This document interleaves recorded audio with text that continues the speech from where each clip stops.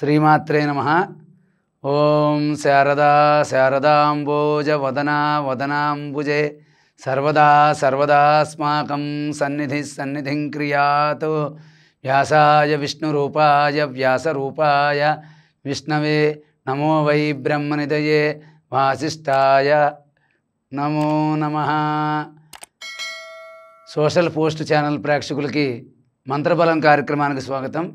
మరి ఈ రోజున భార్యాభర్తల మధ్య సఖ్యత ఉండాలి, వారి జీవితం అంతా కూడా సుఖ సంతోషాలతో సాగాలి, అన్యోన్య దాంపత్యంగా వాళ్ళ జీవితం సాగాలి అంటే వాళ్ళ దాంపత్యం చాలా అన్యోన్యంగా ఎందరికో ఆదర్శంగా ఉండాలి అంటే వాళ్ళకు కూడా చిన్న చిన్న మనస్పర్ధలు వస్తున్నా, ఎప్పుడైనా మాట అనుకున్నా ఏంటో ఇలా ఉంటుంది జీవితంలో, ఇన్నాళ్ళ నుంచి సంసారం చేసినా కూడా ఆయన నా మాట వినరు, నేను ఆయన మాట వినట్లేదు, మా మధ్యలో గొడవలు ఏంటి అనుకునే వాళ్ళందరికీ కూడా మంత్రశాస్త్రంలో ఒక చిన్న మంత్రం చెప్పబడింది.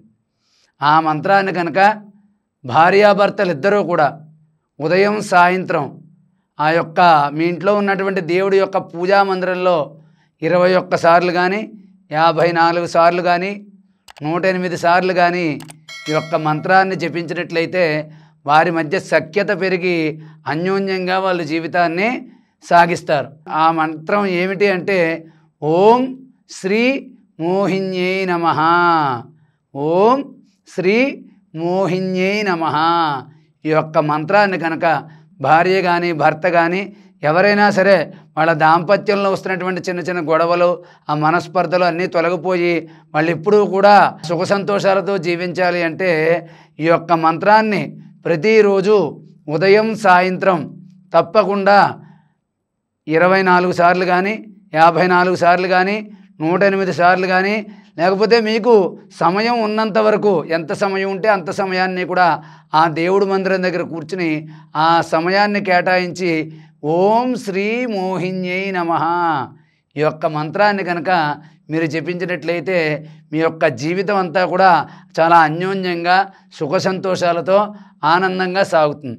అదేవిధంగా ఈ మంత్ర జపంతో పాటు మహిళలు ప్రతి శుక్రవారం మంగళవారం అమ్మవారిని ఆరాధించడం చాలా మంచిది.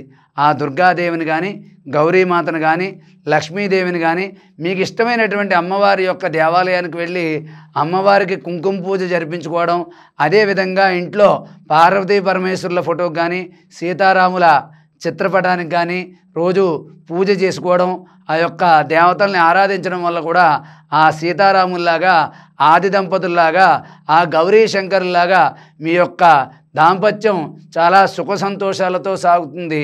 కాబట్టి మీరు ఎప్పుడైనా సరే భార్యాభర్తల మధ్య సఖ్యత లేదు, మేము ఇలా కలిసి ఉండాలనుకుంటున్నాము, మా మధ్య ఇంకెప్పుడు మనస్పర్ధలు రాకూడదు, మేము ఎప్పుడూ కూడా అన్యోన్యంగా సుఖ సంతోషాలతో హాయిగా జీవించాలి అనుకుంటే మాత్రం ప్రతి ఒక్కరూ కూడా భార్యాభర్తలు ఇద్దరూ కానీ లేకపోతే విడివిడిగా కానీ ఎలాగైనా సరే వాళ్ళ అన్యోన్య దాంపత్యం సాగించాలి అంటే ఓం శ్రీ మోహిన్యై నమః.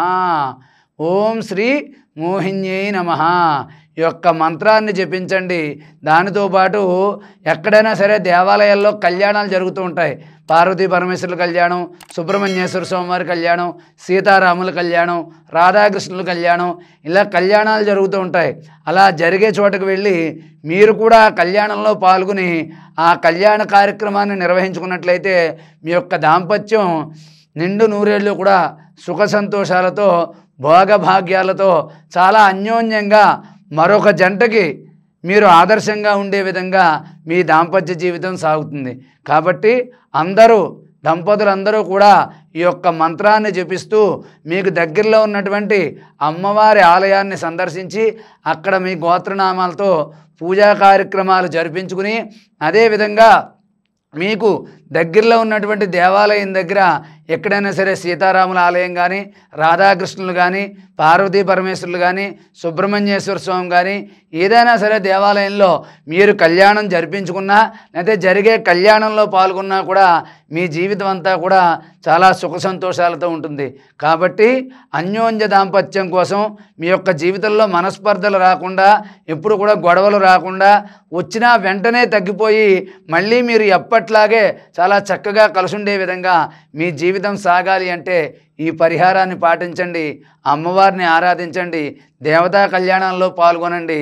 ఈ యొక్క పరిహారాన్ని పాటించి మీరందరూ కూడా సుఖ సంతోషాలతో జీవించండి. సంపూర్ణ సుఖ సంతోషాలతో మీరందరూ కూడా జీవించాలని, ఈ మీ దంపతుల యొక్క దాంపత్యం ఎల్లప్పుడూ కూడా అన్యోన్యంగా మరికొంతమందికి ఆదర్శ విధంగా ఉండాలని చెప్పి మీ అందరినీ ఆశీర్వదిస్తూ సర్వే జనా సుఖినో భవంతు. స్వస్తి.